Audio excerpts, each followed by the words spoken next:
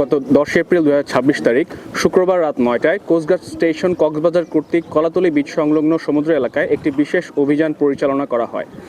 অভিযান চলাকালীন সন্দেহজনক একটি ফিশিং বোটকে থামার সংকেত প্রদান করলে বোটটি সংকেত অমান্য করে দ্রুত গতিতে গভীর সমুদ্রে পালিয়ে যাওয়ার চেষ্টা করে। এ সময় কোস্টগার্ড আভিযানিক দল বোটটিকে ধাওয়া করে আটক করতে সক্ষম হয়।